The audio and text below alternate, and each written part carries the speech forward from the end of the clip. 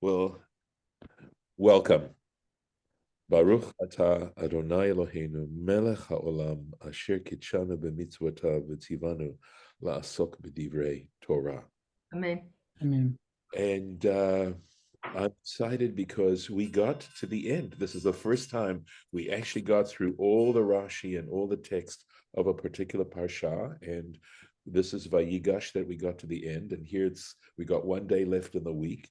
And so I'm going to do a little bit of Torah Temimah this morning, which I hope you'll enjoy very much and understand. It just gives you another dimension of how you can take these texts and explore them in different kinds of ways.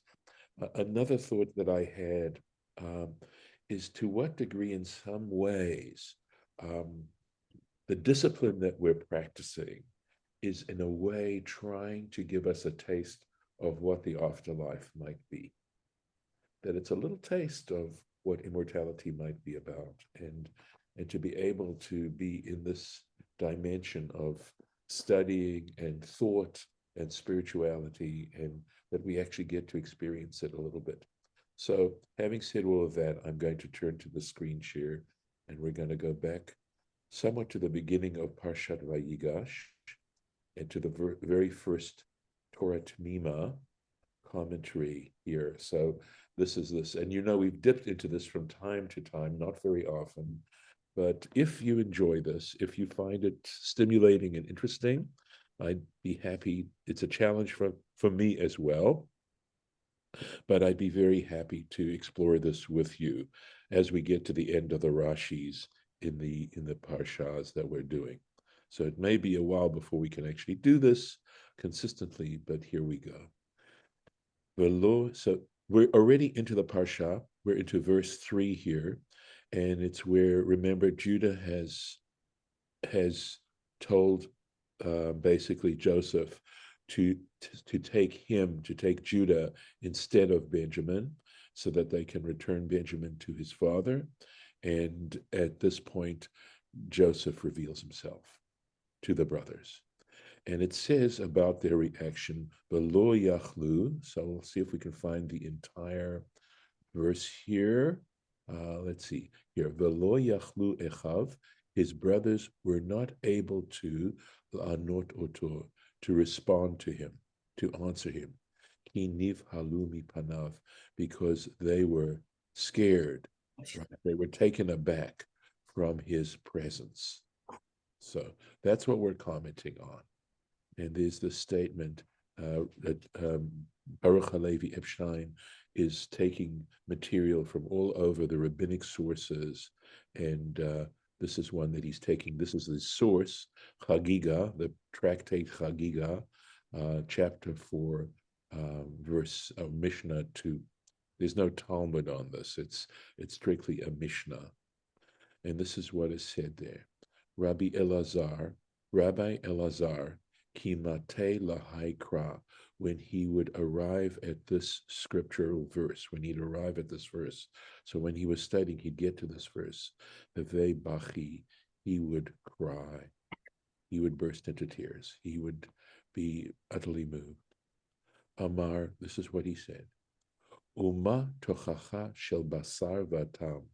And if in a case of a rebuke of a mortal, basar vatam, flesh and blood, ketiv ba, it's written regarding a mortal's rebuke, Joseph's rebuke, v'lo yachlu echav la'anot oto, and it says that his brothers were not able to respond to him. Ki nivhalu mipanav, because they were so frightened, they were taken aback from his presence. Tochacha shel HaKadosh Baruch. Excuse me. Please make sure you're muted. Just check and make sure, please. Tochacha shel HaKadosh Baruch Hu. When we are corrected, when we are rebuked by the Holy One, blessed be He, alachat kama v'chama. How much the more so. So if Joseph could set his brothers back like this, imagine what it'll be like when God confronts us with the truth about ourselves. And there's some questions that lay buried in this particular statement, besides the main point that's being made. And what I love about what we're about to read is that Rabbi Epstein, the Torah Temimah, takes on these questions. So here, this is Baruch Halevi Epstein's own response and discussion about this passage that he just shared with us. Midrashim and in the Midrashic material, this is stated in this particular frame. It's framed in this way. Oy lanu biyom hadin, woe to us from the day of judgment. Oy lanu biyom hatochacha, woe to us from the day of correction, of rebuke. So, excuse me 1 second. I'm sorry, I'm going to have to clear my throat.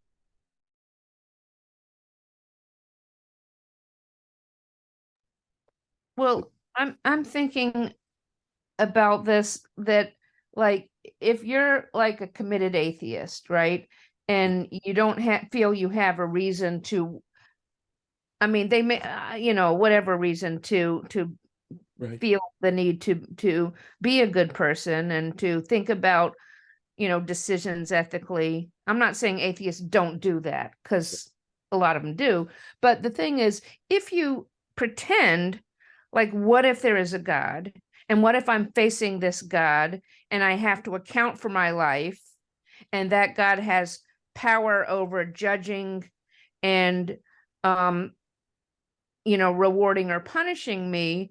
And how would I feel if I think about my life and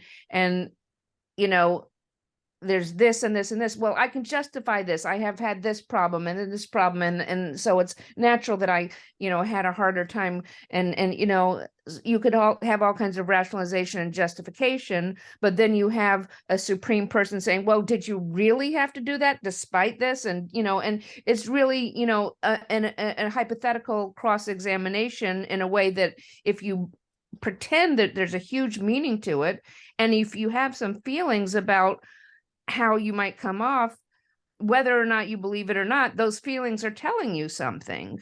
Right.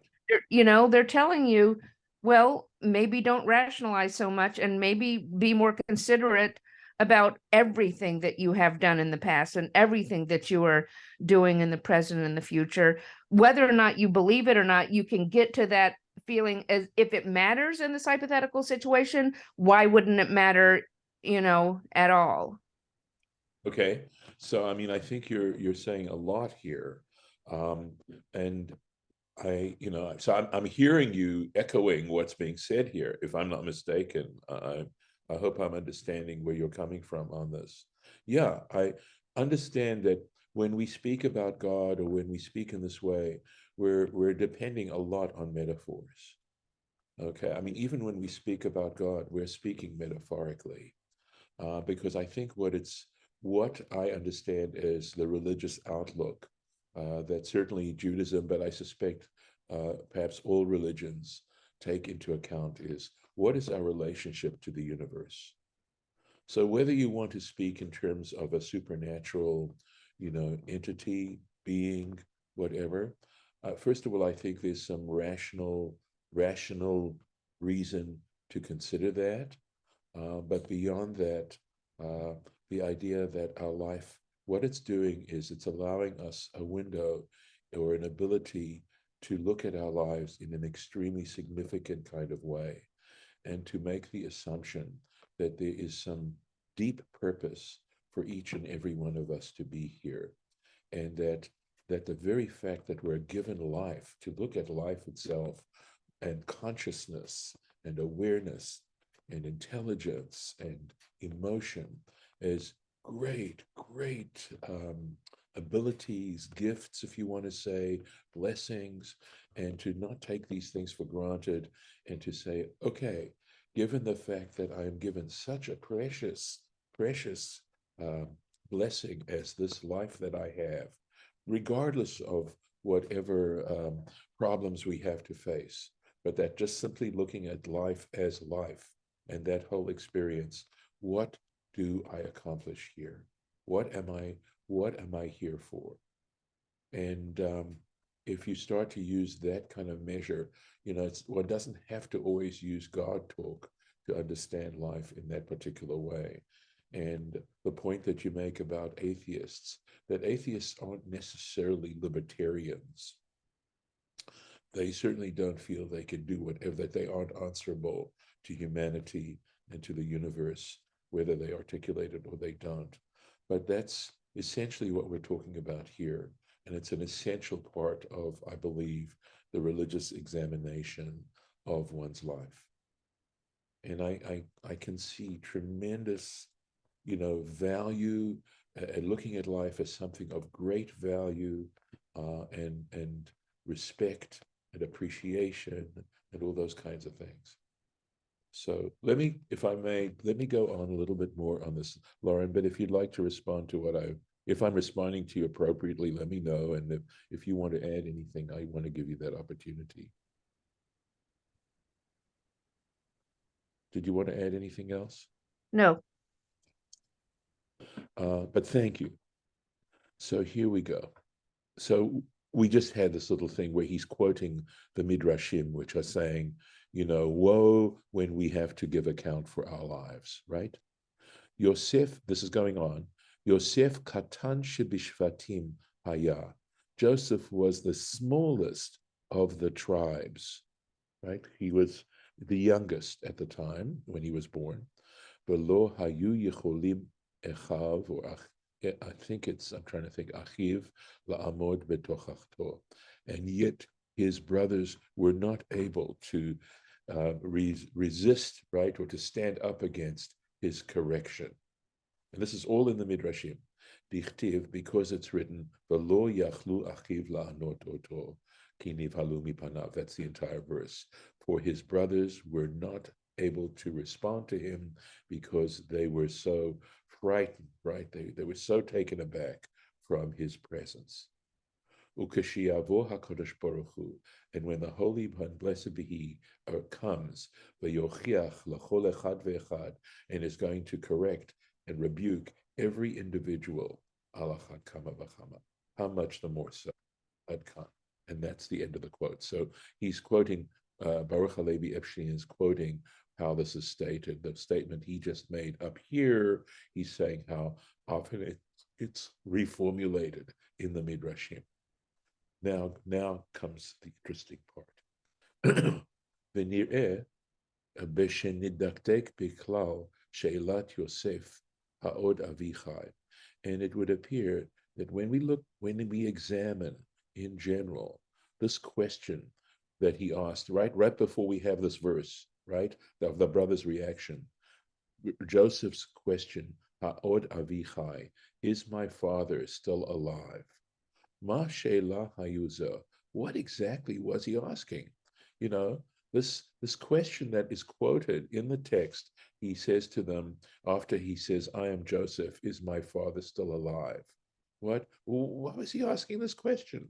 V'halo mikol hemshech divreihem atu ito. Sorry. And from all, if you look at the conversation that they had with him, Ra'ah, he would have seen the Yadakiyato Yaakov Chai. He would have known that Jacob was alive. They told him. Why would he ask, is his father still alive, if they've already told him that? V'gam masha yachud, and here it goes even deeper, right? And again, okay, v'gam, and also masha yachud she'ela zo le'omro ani Yosef. What relationship, right? Does this question, is my father still alive? What relationship does it have when he says, I am Joseph? What does the one question have to do with this statement? And for this reason, now that we're raising these issues, we could say, amar ha'od avichai, that when he asked them this question, when he said to them, is my father living, still alive? Sorry, I have to be able to read this. It's as if he is, as it were, surprised, right? And saying, ha'omnam, is this in fact the truth?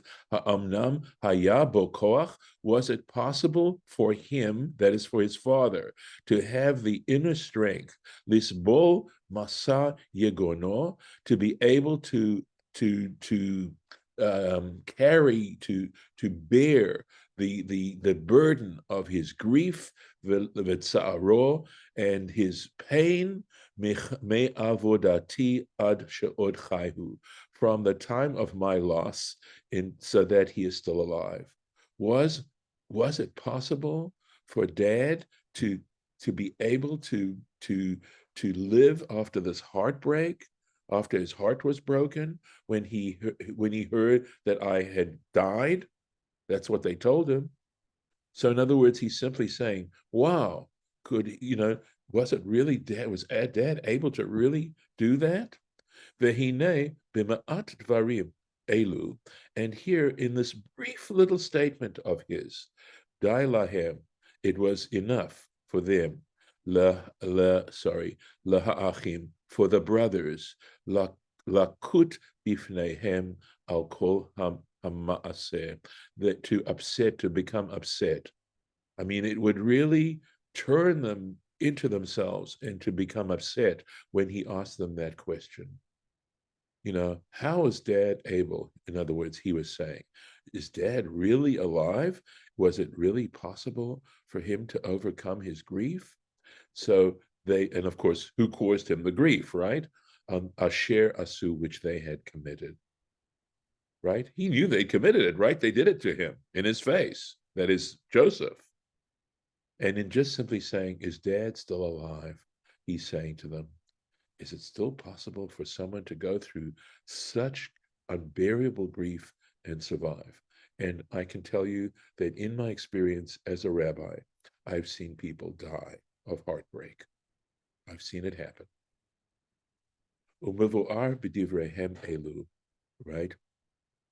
And it becomes clear in their words, right? Or these words, omnam uchicham, that in fact, so in these words, it is in fact hochicham, that he was correcting them, he was rebuking them, tochachat nimritza, a powerful admonition, a reuya lasot, which was capable, lasot seret benefesh, which is capable of, literally it means putting a wound into one's soul, achayevet ba, for one who had committed such an act.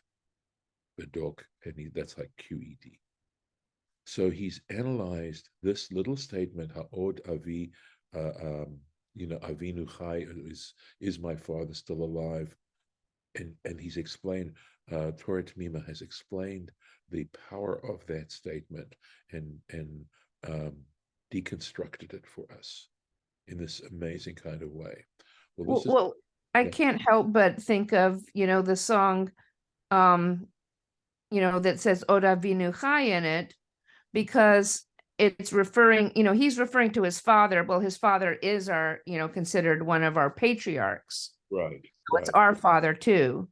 Yes. And we're saying, even though, yes, now literally none of them is, physically alive, but we are saying, yes, our fathers are still alive. And that statement that comes there just kind of brings that to mind, and I probably deliberately, but I mean, I know that song is later, but right. And it's also referring, I believe, to King David, right? Yes.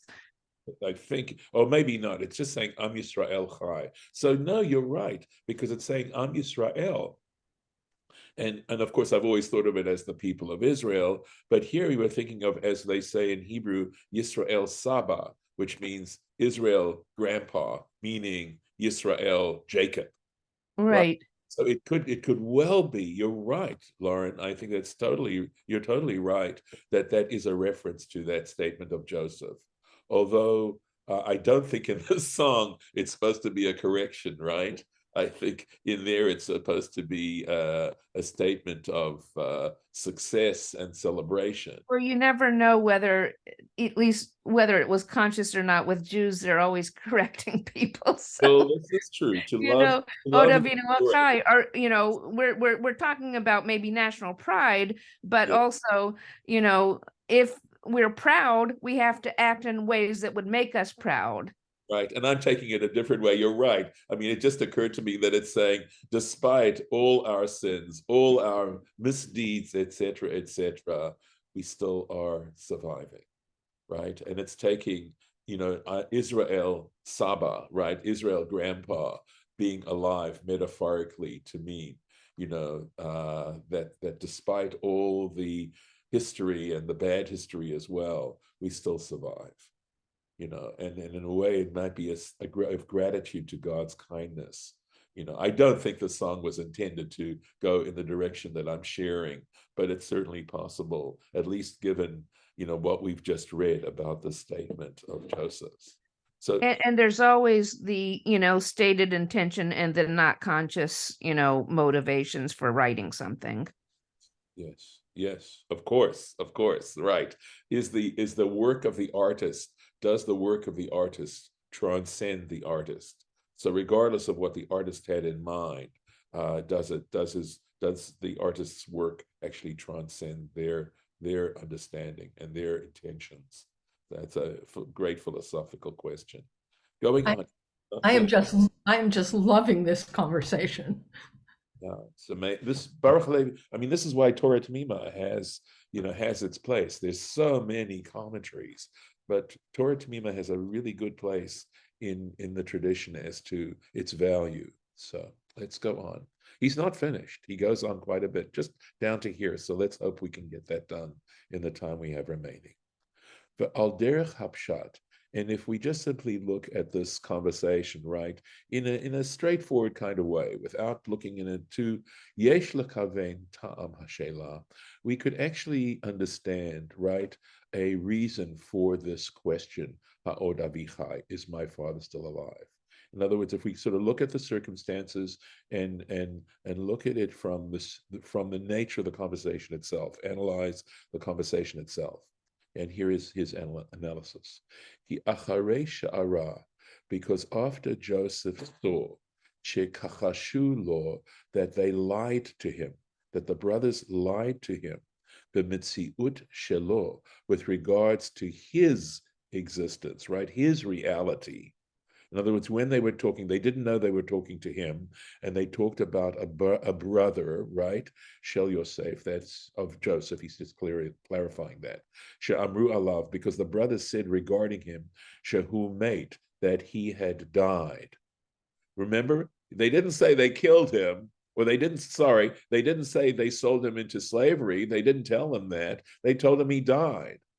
They didn't know for sure, but they said to him, declaratively, he died. Moshe katav Rashi, and as Rashi notes, Beresh Parsha Zo, at the beginning of this section, and I think this means chapter 20, Shahaya lahem ta'am bazeh, that they had, unless it's verse 20, that they had a certain amount of reason. There was a rationale for them to say that Joseph was dead. Okay. Shuv, in other words, they felt so guilty. That's why they did it. I'm going to imagine that's the reason. In other words, and of course, they'd never heard from him again. And having sold him to the Ishmaelites and then him being carried off and everything, they had every reason. They had some reasons, or a number of reasons, as to why they said he was dead. Right? Shuv lo haya batuach. But in this case, Joseph could no longer be certain, lamasha amru, that they also had said to him ad ko, up to this point, she'avihim odenu chai. They also said to him, of course, that their father was still alive. Why? Why might he still doubt them as to the veracity of that statement? I mean, let's be honest about it. Once someone lies to you over something, then it's possible that they're going to lie to you about anything, right? And that's what he's saying right now. But there's an additional level, she'ulai haya lahem tam gam bazeh, that there might have been another rationale, that they might have had a reason for lying to him about their dad, and that he wasn't really alive. Why would they say that he was still alive? Ulai kedei she'orer Yosef rachamim al ziknato. Remember, they didn't know they were talking to the viceroy of Egypt, and they were hoping that possibly he would have a sense of mercy because of his age, because of their aged father, or tam acher, or possibly some other reason. V'lachein ata v'hitvado she'elam alav. And that's why when he, v'hitvadu she'elam alav she'agidu emet. So, v'hitvad o. And so consequently, when he revealed his identity to them, he asked them alav regarding alav about him, meaning Jacob, she'agidu emet, that they should tell him the truth. So here we are.